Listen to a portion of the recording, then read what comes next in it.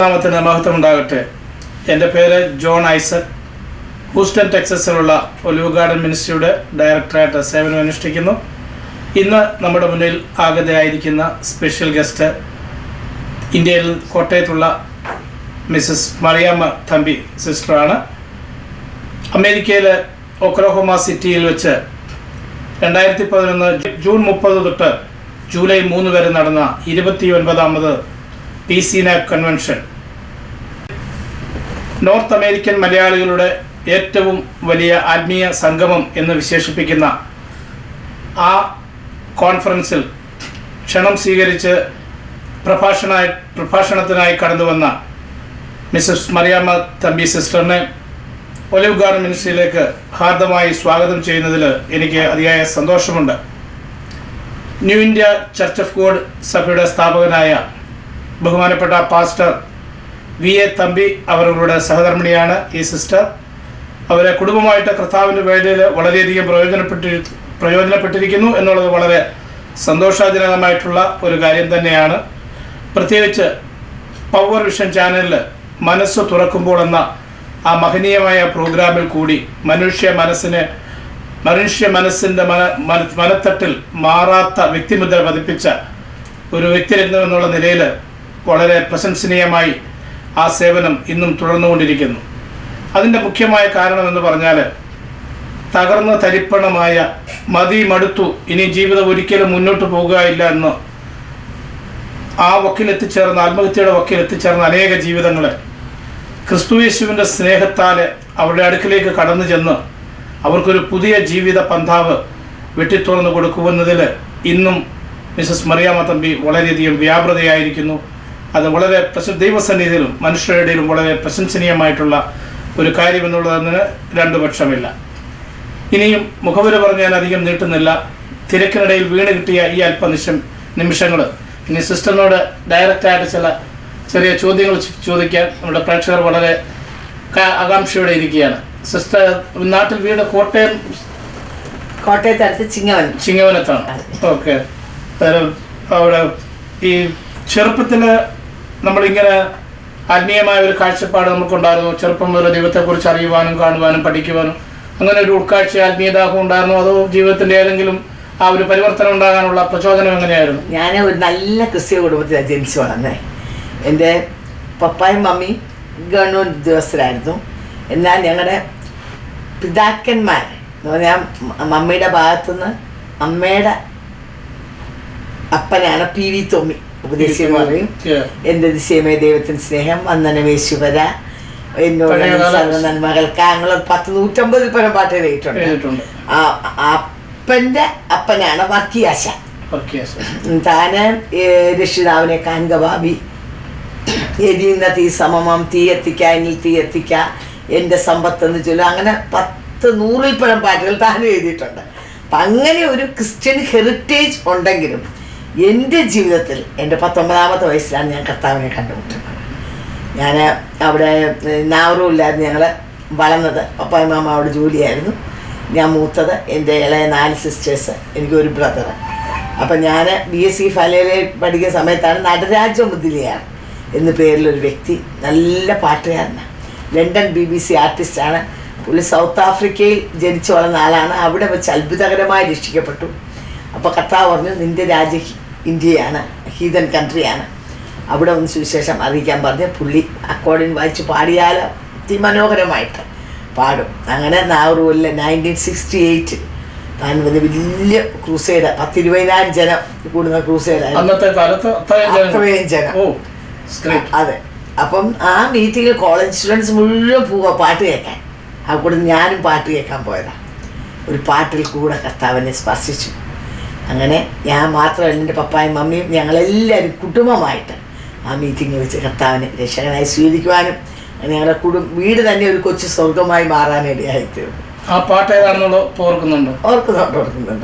അത് ഞാൻ തമിഴ് പാട്ടായിരുന്നു. അത് ഞാൻ മലയാളത്തിലോട്ട് ട്രാൻസ്ലേറ്റ് ചെയ്തു. ഞങ്ങളുടെ മോൻ നന്നായിട്ട് പാടും. മോനെ കൊണ്ട് ആ പാട്ട് പാടിച്ച് ഞങ്ങളൊരു CD തന്നെ, ക്രൂസിനെ തള്ളില്ല എന്നുള്ള ഇതിലെ CD തന്നെ ഇറക്കിയിട്ടുണ്ട്. ദൈവത്തെ കണ്ടുമുട്ടാനുള്ള ഒരു ആദ്യത്തെ പടി. അതെ. അപ്പോൾ അതിനുശേഷം വിവാഹത്തിന് ശേഷം നിങ്ങൾ കേരളത്തിൽ തന്നെ ആയിരുന്നു പ്രവർത്തനം, അതോ കേരളത്തിന് വെളിയിൽ? ഞാൻ പറഞ്ഞല്ലോ നാഗൂരിലായിരുന്നു. അപ്പോൾ അത് കഴിഞ്ഞ് ഞാൻ കർത്താവ് എന്നെ രക്ഷിക്കപ്പെട്ടു. എനിക്ക് ഭയങ്കര സന്തോഷമായി. ഇനി നല്ലൊരു MSc വല്ലതും പോകണം, എന്നിട്ട് കർത്താവിൻ്റെ വേലയ്ക്ക് സഹായിക്കണം എന്നൊക്കെ ആഗ്രഹിച്ചെങ്കിലും ഞാൻ എക്സാം കഴിഞ്ഞ അന്ന് ഞാൻ വീട്ടിലേക്ക് മടങ്ങുമ്പോൾ ഒരു ദൈവദാസൻ എന്നെ വിളിച്ചിട്ട്, ഞങ്ങൾ പോയിക്കൊണ്ടിരുന്ന അപ്പം ഞങ്ങൾ ജസ്റ്റ് പോകാൻ തുടങ്ങിയേ ഉള്ളായിരുന്നു. താൻ എന്നെ വിളിച്ചിട്ട് എൻ്റെ കണ്ണുകളിലേക്ക് നോക്കിയിട്ട് ഇങ്ങനെ പറഞ്ഞു, കർത്താവ് എന്നോട് സംസാരിച്ചു, നിന്നെ കർത്താവ് വേലയ്ക്ക് വേണ്ടി വിളിച്ചിരിക്കുന്നു. ഇത് കേൾക്കാൻ ഞാൻ പൊട്ടിക്കരയാൻ തുടങ്ങി. യേശുവിനെ കുറിച്ചൊരു വാക്ക് പോലും പറയാൻ എനിക്കറിയത്തില്ലായിരുന്നു. എന്നോട് മുട്ടുകുത്താൻ പറഞ്ഞ് എൻ്റെ തലയിൽ കൈവച്ച് പ്രാർത്ഥിച്ചു. That was the first time I ever heard that the Lord want me in the ministry. From that time onwards you are fully in the ministry. അപ്പോൾ അത് കഴിഞ്ഞപ്പോഴത്തേക്കും പപ്പ മമ്മി ജോലിക്ക് പോകും, പിള്ളേരൊക്കെ കോളേജിലും സ്കൂളിലും പോകും, ഞാൻ മാത്രമേ വീട്ടിലുള്ളൂ. ഞാൻ എവിടെ ഒരു പ്രയർ മീറ്റിംഗ് കൊണ്ടുവരും അവിടെ പോകും. wherever I go there will be a prophecy for me. Within 2 months 16 പേരിൽ കൂടെ ദൈവാത്മ ഒരേ കാര്യം പറഞ്ഞു, I want you in the ministry. ഇന്ന് വരെ നടക്കുന്ന സംഭവങ്ങൾ അന്ന് കർത്താവിനോട് പറഞ്ഞതാണ്. 42 വർഷങ്ങൾക്ക് മുമ്പ്. നീ എന്നെ പിൻപറ്റിയാൽ, വിശ്വസിയാൽ നിന്നാൽ നിന്നെ ഭാരതമെമ്പാടും ലോകത്തിന് അനേക രാജ്യങ്ങളിൽ എന്നെ സാക്ഷിയാക്കും, ഉന്നതന്മാരോടുകൂടെ രാജാക്കന്മാരോടുകൂടെ നിന്നെ ഇരുത്തും. അങ്ങനെ അനേക വാഗ്ദത്തങ്ങൾ കർത്താവ് എനിക്ക് തന്നു. അപ്പോൾ കർത്താവ് എനിക്ക് മനസ്സിലായി, കർത്താവിനെ വേലയ്ക്ക് വിളിച്ചു. പക്ഷെ വേല എന്താണെന്നോ എങ്ങനെ വേല ചെയ്യണമെന്നോ ഒന്നും എനിക്കറിയത്തില്ലായിരുന്നു. എന്നാൽ ഞാൻ പറഞ്ഞു, ലോർഡ് ഐ ആം അവൈലബിൾ. നീ എന്നെ എവിടെ അയച്ചാലും അവിടെ പോകുവാൻ, നീ എന്നെക്കുറിച്ച് എന്താഗ്രഹിക്കുന്നു അത് ചെയ്യാൻ എന്നെ ഏൽപ്പിച്ചെന്നു പറഞ്ഞു. കല്യാണം പോലും കഴിക്കുന്നതായിരുന്നു എൻ്റെ ആഗ്രഹം. എന്നാൽ കർത്താവിനൊരു കഷ്ടപ്പെടണം, പട്ടിണി കിടക്കണം, ഈവൻ കർത്താവിനോട് മരിക്കണം. അതായത് വലിയൊരു ആഗ്രഹമായിരുന്നു. അപ്പോഴത്തേക്കും പപ്പായും മമ്മിയും എല്ലാവരും എതിരായി. അവർ പറഞ്ഞ് തന്നെ പോകുന്ന പരിപാടിയില്ല, ഈ 19-20 വയസ്സുള്ള പെണ്ണ് എന്ത് വേല ചെയ്യാനാണ്, നമ്മളാരും കണ്ടിട്ടേ ഇല്ല സ്ത്രീകൾ സുവിശേഷ വേല ചെയ്യുന്നത്. അതെ. അപ്പം അവർ പ്രാർത്ഥിക്കാൻ തുടങ്ങി, കർത്താവെ തക്കതായ ഒരാളെ കൊണ്ടിടണം. അവരുടെ പ്രാർത്ഥനയുടെ ഫലമായിരിക്കാം തമ്പിച്ചാനെ കോട്ടയത്ത് നിന്ന് നാഗൂരിൽ ഞങ്ങൾ ചർച്ച പ്രസംഗിക്കാൻ വരിക. അപ്പോൾ ആ സമയത്ത് തമ്പിച്ചാനെ വീട്ടിൽ നിന്ന് വിശ്വാസ നിമിത്തം വീട്ടിൽ നിന്ന് അടിച്ചിറക്കി ഒത്തിരി കഷ്ടങ്ങൾ കൂടെ കടന്നു പോവുക. അനേക മൈലുകൾ നടക്കും, അനേക ആഴ്ചകൾ പട്ടിണി അടി കൊണ്ടിട്ടുണ്ട്, കിഡ്നാപ്പ് ചെയ്തുകൊണ്ട് പോയിട്ടുണ്ട്, രക്തച്ചൊരിച്ചൽ, അങ്ങനെ ഒത്തിരി കഷ്ടങ്ങൾ കൂടെ കടന്നു പോകുമായിരുന്നു. But he was on fire for the Lord. വലിയ റിവൈവലായി ചർച്ചിൽ. ആ ഞായറാഴ്ച നമ്മുടെ നാട്ടിൽ തോന്നിയ ഒരാളാണല്ലോ ഞങ്ങളുടെ വീട്ടിൽ ഭക്ഷണത്തിന് വേണ്ടി വിളിച്ചു.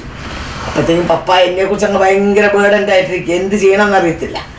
അപ്പോൾ പപ്പ പറഞ്ഞു, എനിക്കൊരു മോളുണ്ട്, എന്നാ ചെയ്യണമെന്ന് അറിയത്തില്ല, കർത്താവിന് വേല ചെയ്യണമെന്നാണ് പറയുന്നത്. തമിച്ചാൻ ഒരു പ്രപ്പോസലൊക്കെ പറഞ്ഞു അമേരിക്കയിലുള്ള ഒരാളുടെ. അപ്പോൾ അത് അവളോട് അതൊന്നും മിണ്ടാൻ പോലും ഒക്കത്തില്ല. എന്നാൽ തമ്പിയെപ്പോലെ ഒരാളായിരുന്നു, എനിക്ക് സന്തോഷമായിരുന്നു പറഞ്ഞു.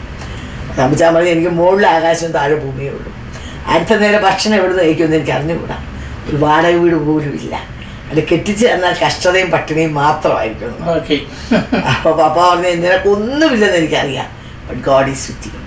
പപ്പാടുത്ത് ഭാഗത്ത് ഒരു വലിയ തീരുമാനമായിരുന്നത്. തമ്പിച്ചാൻ ഒത്തിരി നോട്ടിയായ ഒരാളായിരുന്നു. അവൻ്റെ 10ാം ക്ലാസ്സിൽ വെച്ച് പ്രിൻസിപ്പൽ അച്ഛൻ പുള്ളിയെ ഗെറ്റ് ഔട്ട് അടിച്ചു.